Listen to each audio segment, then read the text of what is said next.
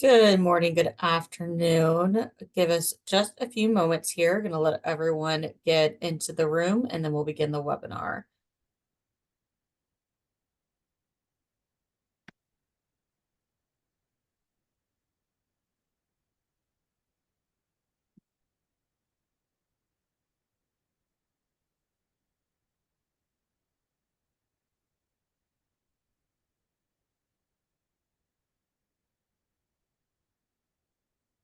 Again, just want to thank everyone for joining us today. We are waiting until noon on the dot to get things started. So we'll just give it a couple minutes for additional attendees to join the room.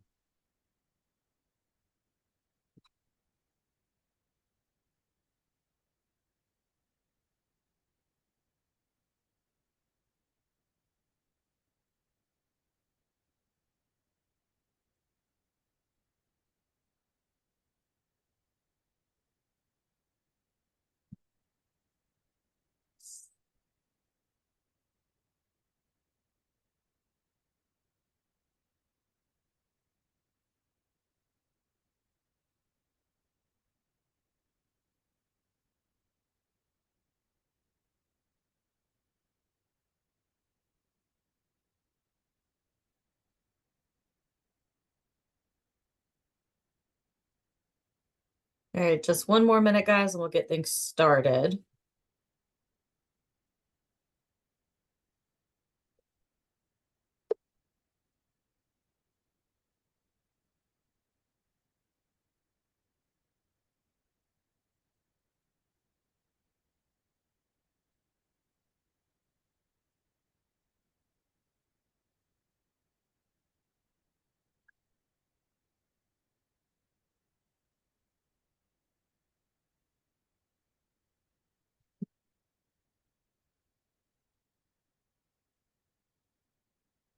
All right, good morning, good afternoon, everyone. My name is Carrie Kernan, and I am the Senior Manager of Sales Development here at TBGI.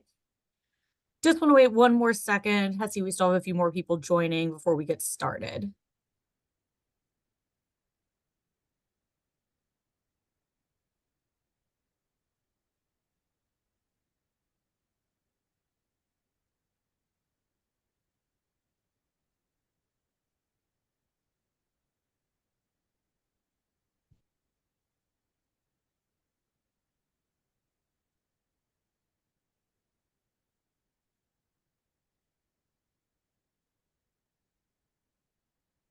All right, again, just want to thank everyone for joining us today for preparing for your digital accessibility journey with Dennis Deacon. I have just a few housekeeping items for us to cover before we get started here.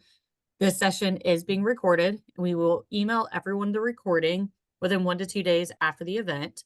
We have captions available, so feel free to use those as needed. We will have time for some live Q&A at the end. Please use the Q&A box and we'll answer as many of the questions as we can at the end of the presentation. We sometimes miss questions if they get put into the chat, so try to remember to use that Q&A box. If by chance we don't get to your question, we will send any questions that we don't get to answer live. We will send those answers in an email along with the recording. Lastly, I'd also like to mention if anyone needs any accessibility support, training, or usability testing, an email would be sent out after the event with a link to schedule time to speak with one of our experts. And with that, I will let Dennis get started and provide an introduction of himself. Thank you very much, Carrie. And thank you everyone for joining today as we discuss preparing for your digital accessibility journey. Many of you may just be starting in your digital accessibility journey, and then others may actually have digital accessibility chops, but you're looking to start an initiative or program within your organization. We meet with clients and prospects on a daily basis, and we try to understand their digital products, their current status, and help them with solutions that will aid in their accessibility journey. Through years of these interactions, we've seen patterns of similar scenarios where clients and prospects come to us not knowing anything about accessibility, And in many cases, their focus is not on accessibility, but on a legal suit or a business need for documentation to show the level of accessibility for their digital products. This presentation is a culmination of many of those interactions and the information that we share. So during this webinar, I'm going to share a little bit about myself. I'm going to explain the reasons for becoming accessible, some common myths that I personally have run into over time, and then we're going to talk about how to get started on your digital accessibility journey. We'll then delve deep into the individual facets of your digital accessibility journey. So about myself, again, I'm the manager of solutions engineering at TBGI. Prior to that, I was a solutions engineer and also an accessibility engineer. Before TBGI, I was a front-end developer and accessibility lead at United Airlines. I was also the founder and former organizer of the Chicago Digital Accessibility Meetup, as well as the founder and former editor of 24 Accessibility, which was a series of articles that promoted digital accessibility. So, some reasons for becoming accessible.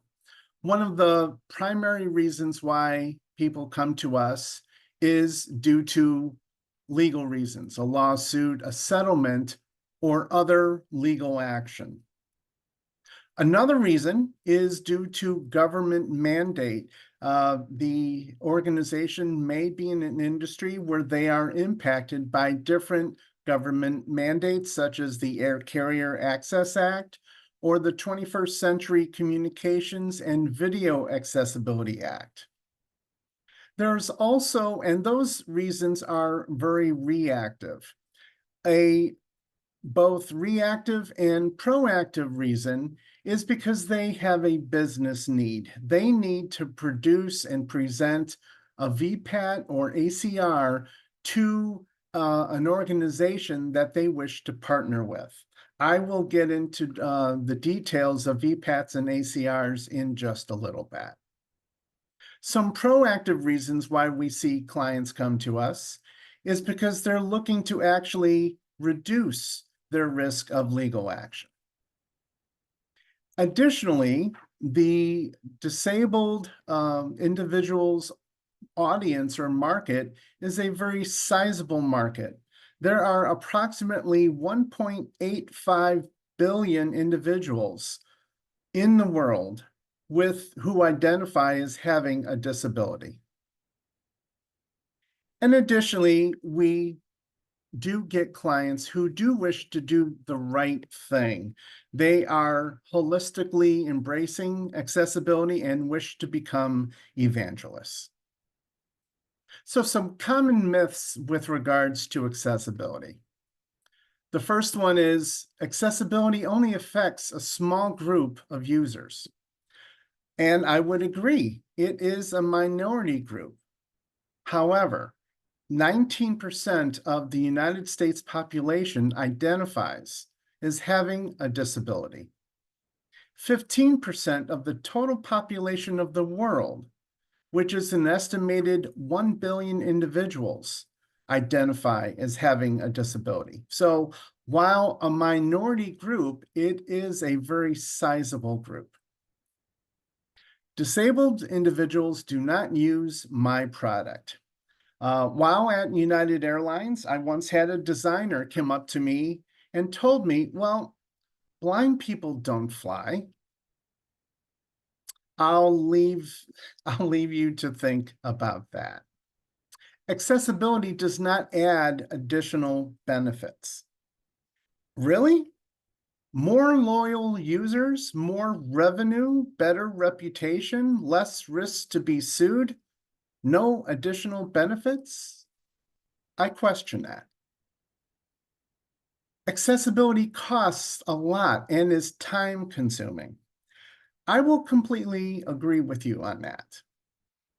It is an upfront investment. However, once accessibility is considered, early including in design and developers are skilled up on accessibility development, accessibility adds little to no additional cost or effort. Accessibility is just a developer's responsibility, not hardly. Who creates the designs that the developers code? Who creates the content that the developers code? Accessibility is everyone's responsibility, including designers, developers, content designers, quality assurance analysts, product and project managers, procurement, legal and compliance, as well as C-level executives. Everyone has a contributing factor in accessibility.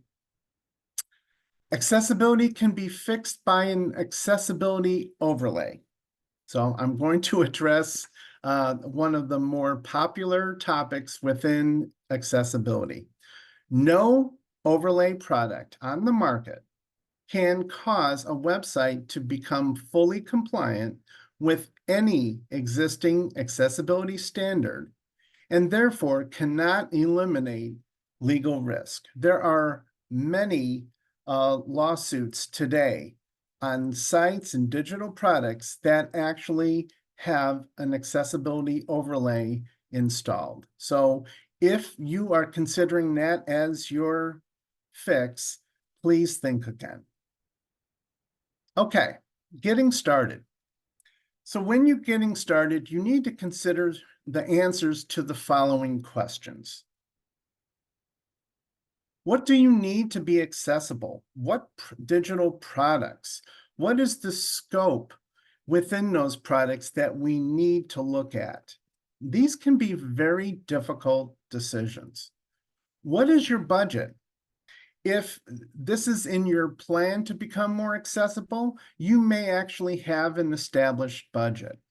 In many cases, though, if there is a legal suit or if a partnering organization is asking for a VPAT, you may not have considered accessibility. Therefore, you may not actually have the immediate budget. What are your development resources to remediate the accessibility issues that might come, let's say, from an audit? You need to consider that. Do you have any third-party solutions installed on your digital product? Another item that you need to consider. Do you have a deadline to meet? Do you have a need to be accessible within a certain time frame due to a legal settlement? Do you need to present a VPAT or ACR by a certain deadline? Do you need a VPAT or ACR? How will you remediate the issues that result from the testing? Do you have sufficient development resources to handle the number of accessibility-related bugs to fix?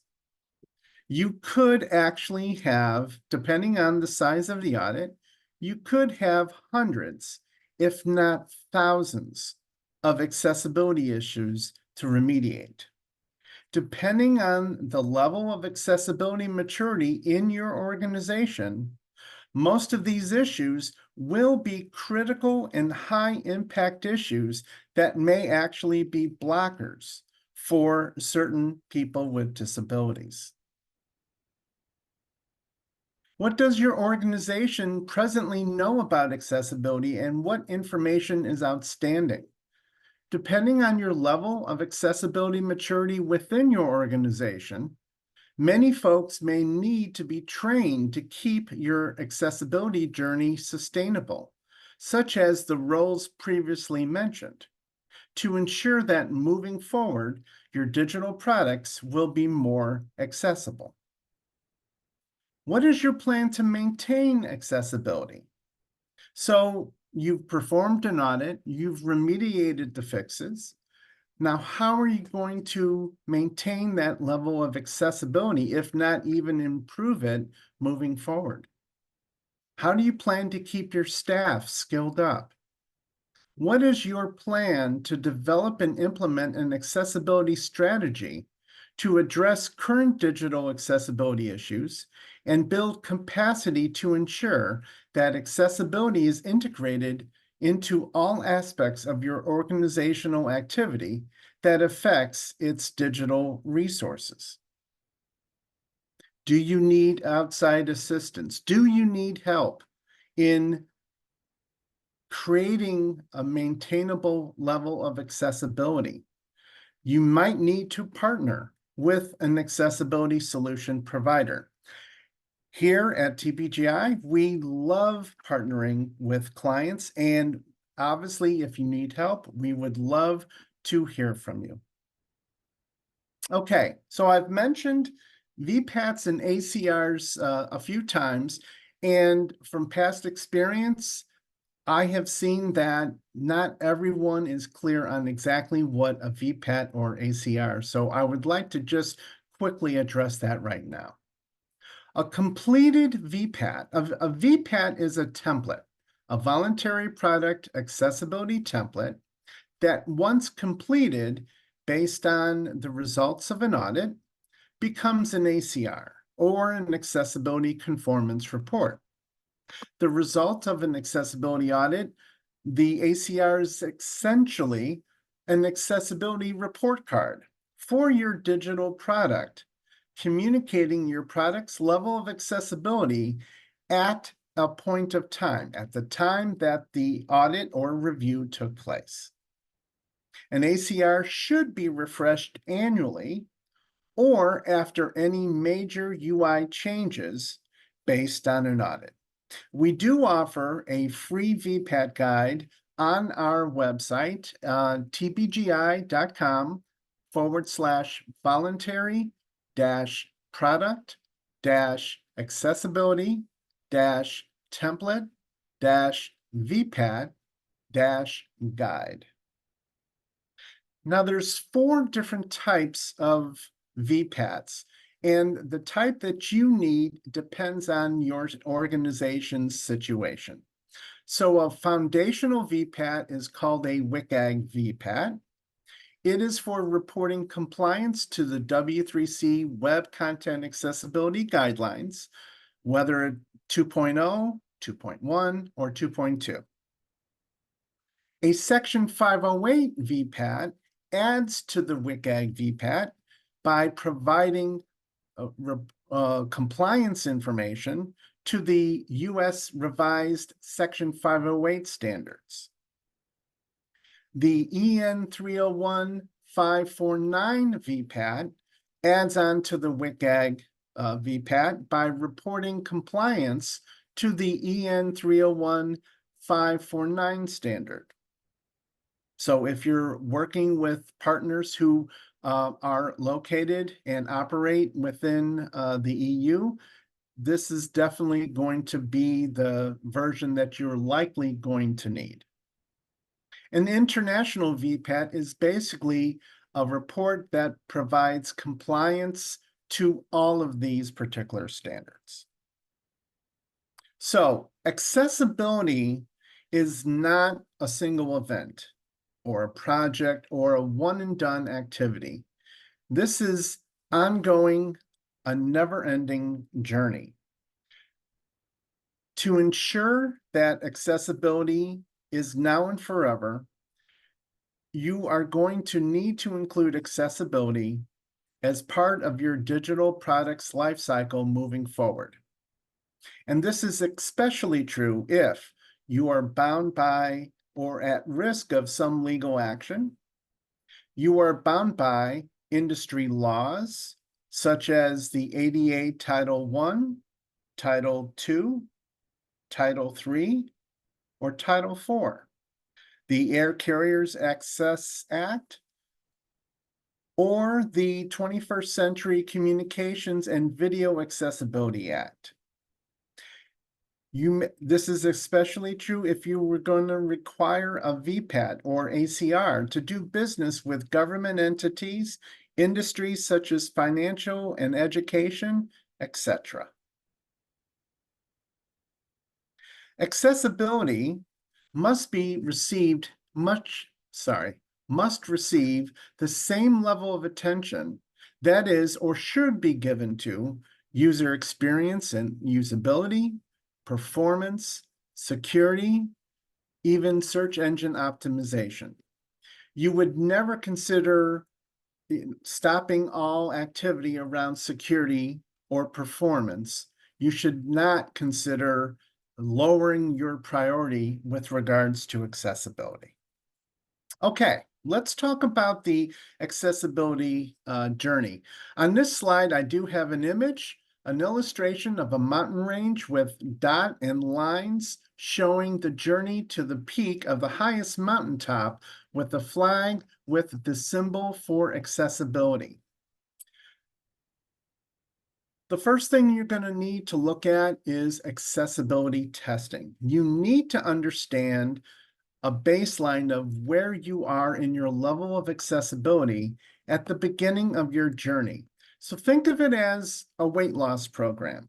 When you first start to lose weight, the first thing you're going to do is hop on the scales and see how much you weigh or measure yourself before taking action to lose weight to understand your progress and success. It's the same with regards to accessibility testing. Accessibility training. You need to get training for all contributors to your digital product efforts. If contributors are not skilled up and trained in accessibility, the same issues will occur and that will continue to occur. Training also supports the next item in your journey, which is remediation. Remediation is fixing the issues that result from the testing that has been performed. You're going to want to fully remediate all of the issues, and then after that, you will likely wish to have a verification of those remediation efforts. Did you get everything? Did you fix all of the issues? Followed by that is ongoing monitoring. So once you've performed a manual test, once you have remediated the issues and performed a verification test, you need to continue to monitor your level of accessibility over time. All it takes is one sprint of activity to impact a digital product for your accessibility to take a huge hit. So, accessibility testing. Digital accessibility testing provides a detailed review of your website or app's compliance level and what to do next. There are two types of testing, automated and manual. So, automated testing. On this slide, we have an illustration that represents how automated testing only tests against machine testable issues in the code. This type of testing can handle the breadth of testing a digital product. So, if you think of it, you would use automated testing to test anything that can be reached through, let's say, an automated scan.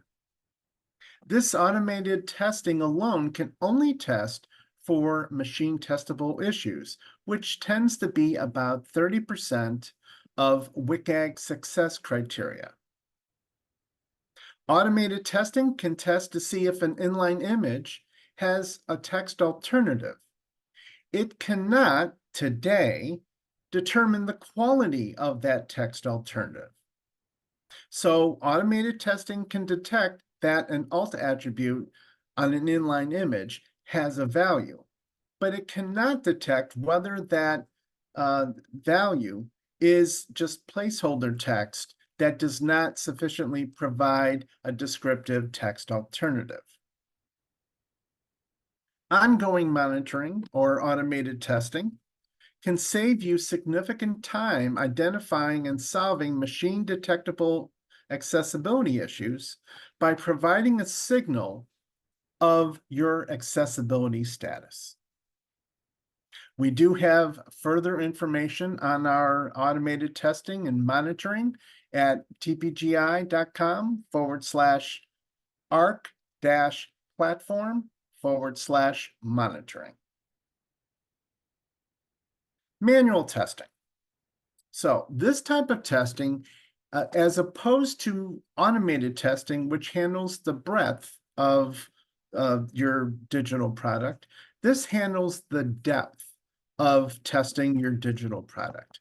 It thoroughly tests against all the relevant WCAG success criteria by expert accessibility engineers and people with disabilities. A manual retest also validate that remediation efforts have been resolved previously reported accessibility issues. In the diagram we have here, it highlights the manual testing process. You would first consult with your vendor, hopefully it would be with us, TPGI. You would then perform the analysis with a manual audit. You would then review the results of the manual audit report. Following that, you would remediate the reported issues towards WCAG compliance. And we have more about our manual audits on our website at tpgi.com/tpgi-accessibility-audit. So why test? So you're already testing for functionality, for performance, and for security. Why would you not test for accessibility? Issues with functionality, performance, and security all pose risks, and so does accessibility. Understanding where the accessibility issues are located in your digital product will help you lower your risk for potential lawsuits and turning away dissatisfied users. After the audit, with a benchmark in hand, you can then begin the process of remediating accessibility issues and incorporating accessibility into all future product enhancements and changes, thereby reducing the time, money, and resources in the future. When to test? I always say start testing yesterday, okay? But in reality, you should test as soon as feasible. You need to understand as soon as possible your current level of accessibility of your digital product. There's certain things to consider. Are there upcoming changes to your site or application? You really must coordinate an audit with planned changes to the UI and content. In many cases, an audit might be performed in a non-production environment, pre-launch, or production environment post-launch. That is the decision to make based on your activity or your roadmap for your digital product. Are you prepared to act? Testing will identify a number of issues depending on your organization's level of accessibility maturity. It is not uncommon to see an average of 3 times the number of samples that are included in scope, 3 times the number of accessibility issues to the number of samples in scope. Will you have the development design resources available to remediate these issues? Not being able to prioritize remediation following an audit can quickly lead to obsolete results. Creating a benchmark of the overall level of accessibility is a must to start your journey. If a comprehensive manual audit is not possible early on, at least consider an automated scan to get a signal of your level of accessibility. Okay, scope, what to test. A representative sample. You cannot, through a manual audit, test everything. It's not feasible resources-wise, time-wise, or financially. Okay? When we look at representative sampling, we look at primary user flows, key web pages or components, key functionality, and different types of content, designs, and functionality. Please note that make sure that when working with an accessibility solutions provider like TBGI, when services are promised, you must be aware of what that scope actually is of that service. Okay, third-party solutions. And to give an example of a third-party solution, that would be like a chatbot, a text editor, a calendar. If the third-party solution that is incorporated on your website or app, it must be included in scope or audited at some point, as you are responsible for that instance on your website. We understand that in many cases, in most cases, that you cannot control the level of accessibility. You cannot positively change or improve the level of accessibility. But what you can do is you can reach out to your third-party solution provider, and you can provide them with results from an audit and ask them to fix those issues. If they do not fix those issues in a timely manner, you do have the responsibility to potentially look at other third-party solutions which are more accessible. And we actually do have a blog post on our website about this. It's at tbgi.com/ensure-third-party-content-is-accessible. Okay, what to test with regards to non-web or app content. And this pertains to PDFs, videos, audio content. Okay? The way we guide our clients is based on a strategic and financially sound approach. In most cases, and depending on the amount of these types of content, if there's just a few PDFs or videos or audio files, we suggest incorporating those elements into the testing for the audit. If, however, your organization has many PDFs or videos or audio files, it typically makes sense to view a review of those items as a separate phase or separate project.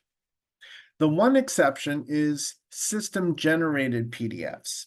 In those particular cases, you're not going to remediate or test those particular PDFs. You're actually going to consult with a document accessibility provider who is going to explain how to fix any code or scripting to then generate an accessible PDF.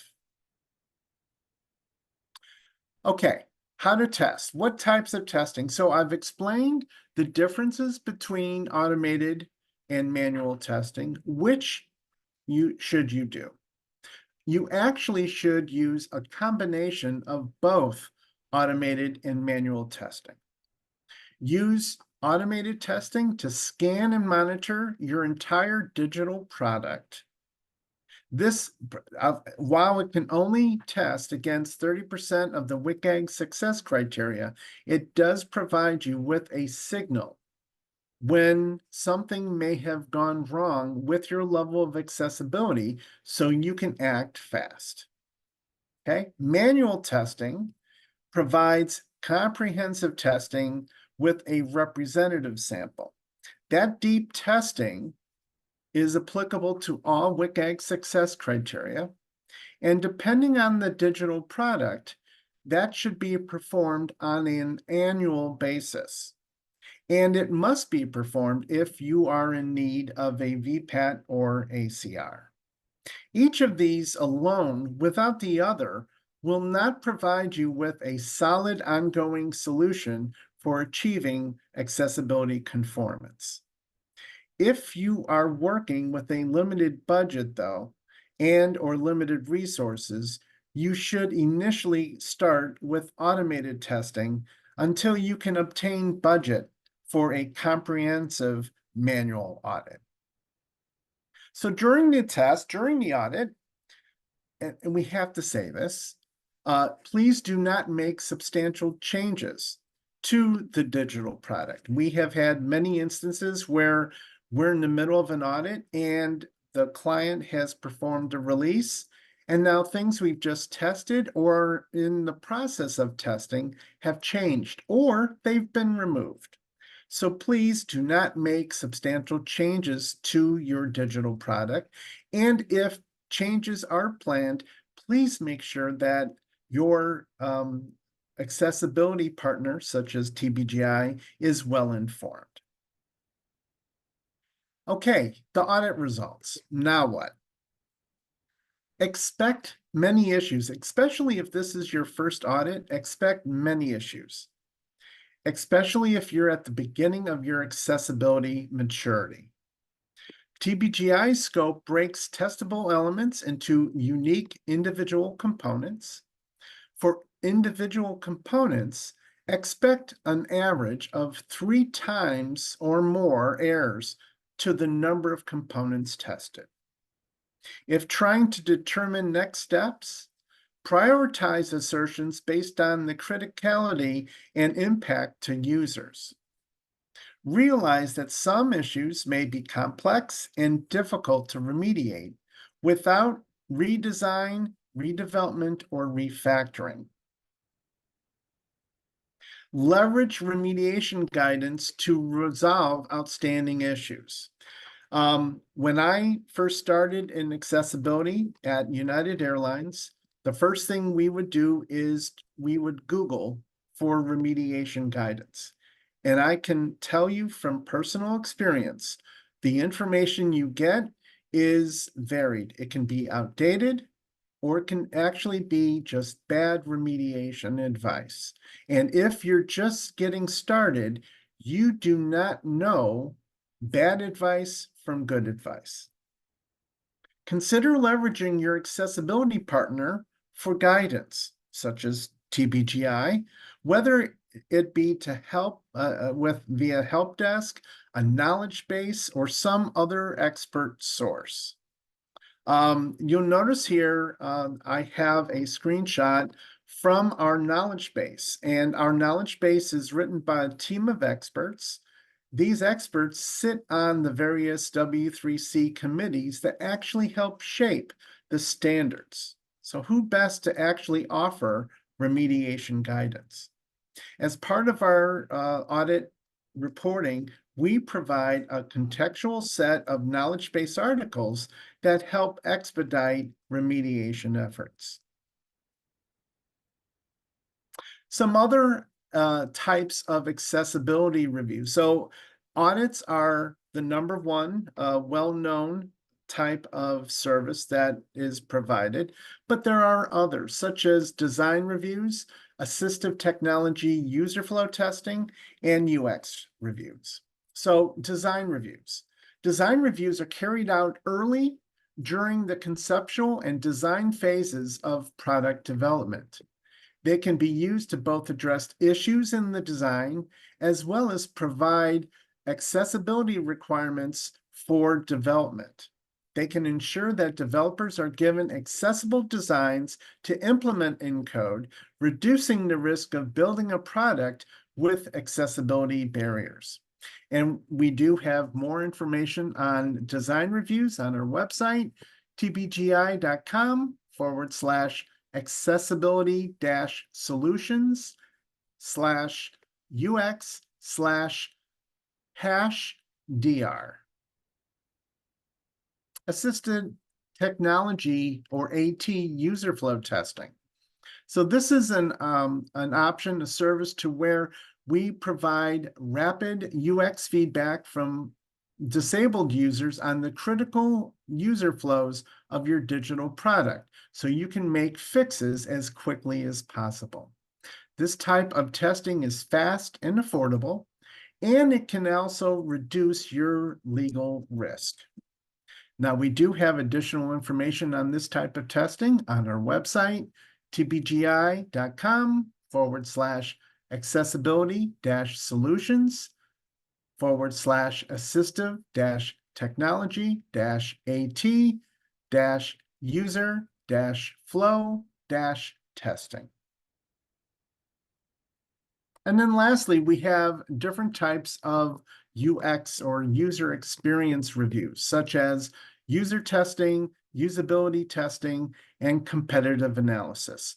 We have more detailed information on that on our website at tbgi.com/accessibility-solutions/UX. Okay, training. So we've done an audit, we've provided accessibility remediation guidance, but that only pertains to the particular items that were part of that audit. Can you obtain a general understanding of accessibility just with that guidance? No, it's just not going to suffice. While an audit provides guidance on remediating existing issues, it will not address the ability to holistically approach accessible design and development for current or future efforts in an efficient manner. Accessibility presents a substantial learning curve. Online resources provide a plethora of information with varying accuracy. When starting out on your accessibility journey, the vast amount of information can create a drinking from the fire hose feeling, where people are overwhelmed with too much accessibility information, and in many times conflicting accessibility information, and much of it is not relevant to the individual's role. For developers in attendance, one organization took the initial action of placing aria-role equals link on every link. That was a wasted effort, and that was done prior to any training. The result of this can lead to paralysis and inaction rather than constructive, meaningful steps towards improving your knowledge and processes. So when should training take place? As soon as possible. We do have clients that tend to wait till after the audit. However, I feel that having a foundational understanding of accessibility prior to receiving those audit results is much more beneficial. Do not wait for the audit to be completed to determine your training needs. Start training while the audit is underway or even before. This will ensure your team can hit the ground running once they receive the audit results. Training should be available ongoing as a program, on demand, and updated frequently as new or updated information is released. Accessibility training should be provided to all employees, especially new employees, based on their role and needs. And again, this is another area where your accessibility partner can assist to create an effective training program. Who should receive training? All of those prior roles that I mentioned earlier, designers, user experience, developers, content authors, project and product managers, quality assurance testers, procurement, help desk, legal and compliance, even C-level executives should all be trained on accessibility based on their role. Types of training. There's various types of training. I know here at TBGI, we offer different styles of training. We offer on-demand online training modules, cohort scheduled training, custom online training, as well as in-person custom training. It really depends on your organization's needs. We do have additional information on TPGI's training offerings on our website at tpgi.com/accessibility-solutions/training. Okay, you've done an audit, you've been trained up. Now, how are you going to keep accessibility going to manage your level of accessibility? Well, one of the primary ways you're going to do this is through ongoing monitoring. You'll notice here the screenshot that we have of our ARC platform. I've sort of described this scenario in a couple of examples earlier in this presentation. You will have a certain level of accessibility, and then after a particular launch or sprint, your level of failure density goes up from, let's say, 12 to 64. And even that, if it's not being monitored and managed, it can even go up higher to 89 errors. And this is per page. So you really need to monitor your level of accessibility to ensure that you don't return to the state that you were in when you first started. We do have additional information on our ARC monitoring on our website at tpgi.com/ARC-platform/monitoring. So I mentioned our ARC platform. Our ARC, or Accessibility Resource Center, helps you streamline your accessibility efforts and align your teams through a single platform, a simple accessibility workflow, and a unified testing rule set. Create consistency in your accessibility program with ARC's proven accessibility workflow. Discover, which is quickly identifying barriers that are impacting your users, and automatically testing thousands of pages in minutes and uncover accessibility findings across your domains. Solve, understand how the barriers are impacting your users, and independently resolve accessibility barriers quickly with ARC's Knowledge Center. And then manage. Manage all of your accessibility data in one platform. Monitor accessibility progress across your digital landscape in the ARC dashboard. And then finally, include accessibility in your SDLC. Ensure that your software development lifecycle incorporates accessibility early and often. Be proactive by performing on-demand testing prior to code or content being accepted into the repository. The same rules that apply to automated testing are integrated into pre-check-in tests.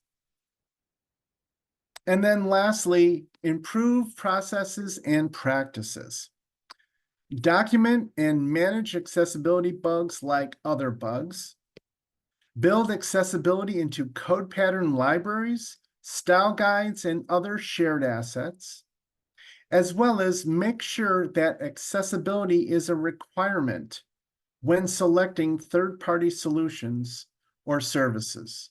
We do have additional information on the ARC integrations by visiting our website at tpgi.com/ARC-platform/ARC-integrations. So to summarize, your accessibility journey does not need to be scary.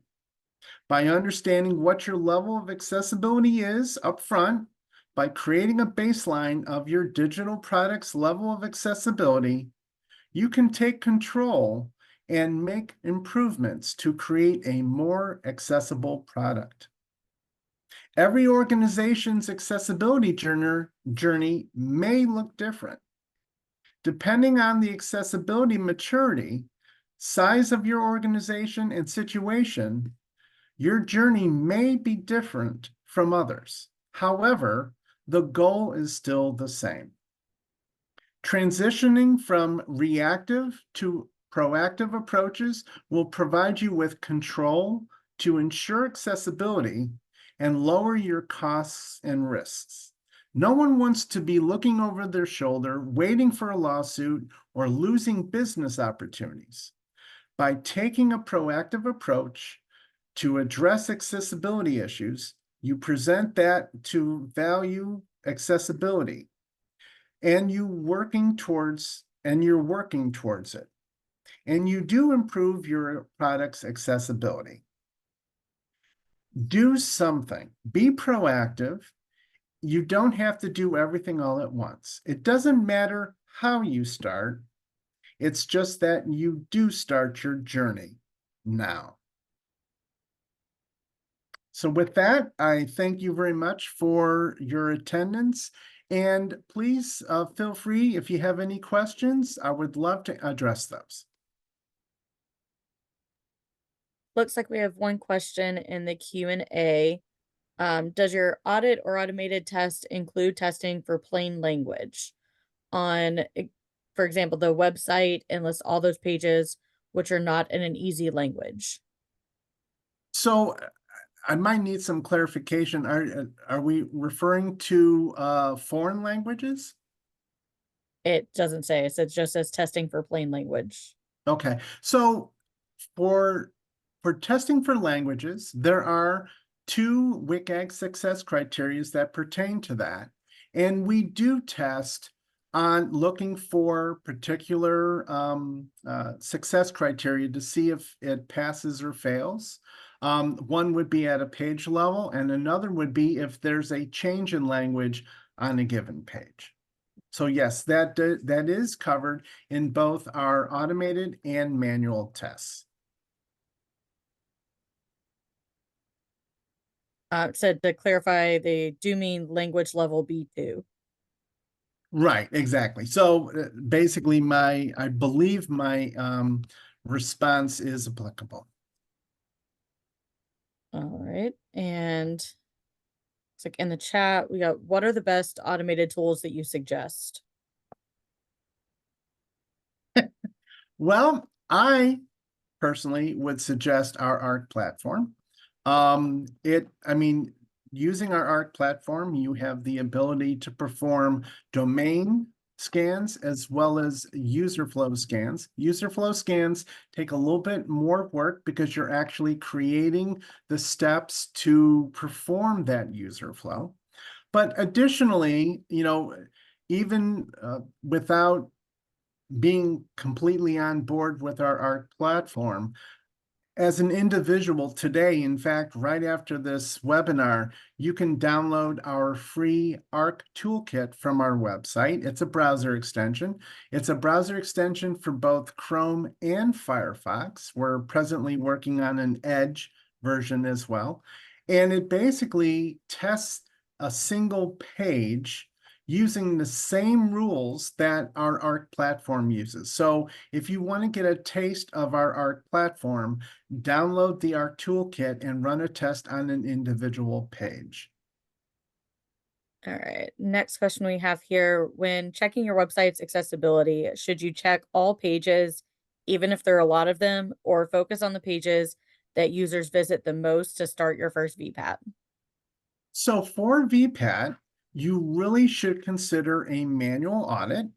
And that manual audit would likely be structured around your primary user flows. So if you can identify the primary tasks that your users perform on your digital product, you would then structure the scope of the audit based around that.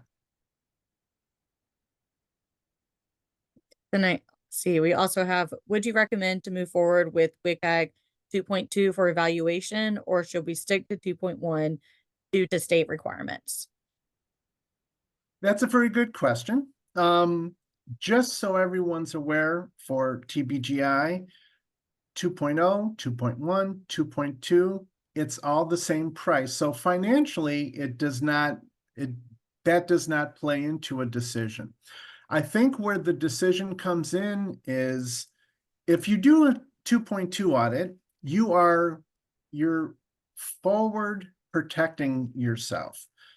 Because eventually, I assume, that the baseline standards for either government compliance or as well as legal compliance. Today, they're based on 2.1. At some point, they will progress to 2.2. However, realize that you're testing more success criteria in 2.2 versus 2.1.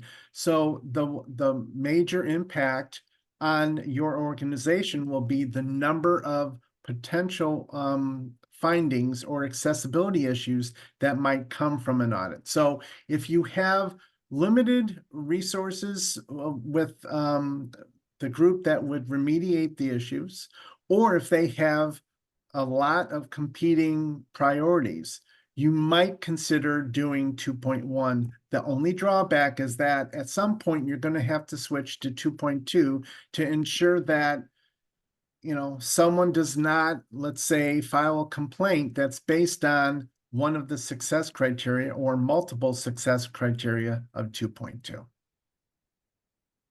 All right, we got a couple more questions here. Do you have a documentation how you perform the check for the language if it fulfills the B2 language level on the page? Example for English or for German.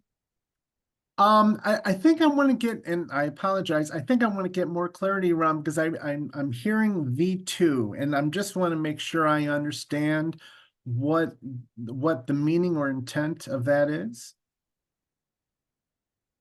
I'll let you know if we get Okay. enough message here. Another question we have here, does ARC platform scan for WCAG 2.1 AA standards?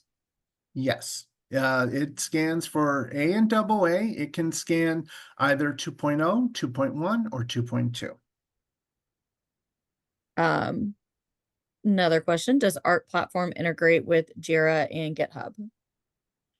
Very interesting question. So, as far as GitHub, I'm not aware of that. I don't believe so. For Jira, presently today it does, but it requires a middle application called Zapier. We are updating our platform to where Jira integration will be native. So I would say today there's a secondary step to be able to do that. But moving forward, in the next coming months, we will have full Jira native integration. All right. I've got, what changes do you expect with WCAG 3?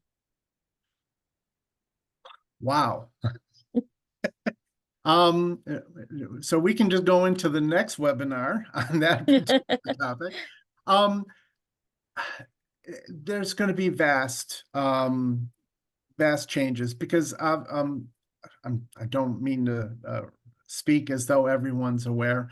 WCAG 3 is going to be very different. It's going to be a complete reworking of the WCAG success criteria. In fact, I'm not even sure if they're being referenced as success criteria. It's meant to be more user-friendly as far as interpretation and understanding. As many of you may know, if you go out to the WCAG standards of today, it's very dry. In some cases, it's a little difficult to interpret. There is confusion. The working group is looking to address those issues by basically recreating WCAG. So WCAG 3 is going to be very different. How that will apply to, you know, the work that TPGI does, we're keeping tabs on the progress, but as many of you likely know, the W3C does not work expeditiously with coming out with these new standards. There is much discussion, there's much reworking. So even what we see today could change by the end of the year. And again, I don't believe WCAG 3 is due out until, I would be surprised if it came close to coming out next year. I believe it's going to be at least 2026. All right. One more question, and then we'll go back to the B2 language level. Sure. Um, is the ARC tool scan compatible with iOS and Android platforms? Today, no. Later this year, in the coming months, we will have native mobile integration to where you can run tests on particular success criteria. If you use any of the other tools that are presently out there today, you know that the ability to test is limited. So it's not like doing, let's say, a web scan or a user flow scan on a website or web app. It's very much constrained. There's limited capabilities, but we will be able to support all of the capabilities that are available to us and to others in the coming months. All right. Added clarification around the B2 language level. The B2 language level is mandatory for financial industries with the EAA. We shouldn't text above the language level B2. Common European Framework for Reference of Languages. So I would say, to be honest, I really do not have a response to that. I probably need both additional clarity as well as I need to check with people who are much more informed than I am on this particular topic. Carrie, do we have a way to follow up with this Yeah, individual? yeah. I'll mark so we can follow up with them Okay, after. and we'll definitely follow up because not only is this an interesting topic, but I think everyone can benefit from this answer. All right, last question here. What was the moment where you felt you knew enough to feel confident to lead your accessibility within your organization? What helped you get to that point? My camera's off, so you don't see me smiling. The one thing I will say personally is that you might feel comfortable, but not a day goes by that you're not learning something new. So if you personally require a feeling of knowing everything, I hate to say, but accessibility is not going to end up supporting your needs. There is always something there's so many nuances and facets that we can feel confident about what we know. But I know for myself, I depend on many people, let's say within TPGI, who are much smarter than me with regards to particular topics and experiences. I go to them every day to help when we're discussing accessibility with our clients. It takes a village. It's not one individual. All right. And with that, we are hitting out on time. If you had a question and we didn't get a chance to get to you, feel free to reach out to Ida at tpgi.com. That's IDA at tpgi.com. I'm going to send that email address into the chat as well. And again, any questions that we didn't get to, please reach out to Ida. If you're interested in speaking, one of our account executives to discuss how TPGI can assist you further. A link will be sent out after the webinar where you can book a meeting as well. Dennis, thank you for your time today. Thank you everyone for joining us. Look forward to seeing you guys on our next webinar, I believe on August 6th. Thanks, everyone.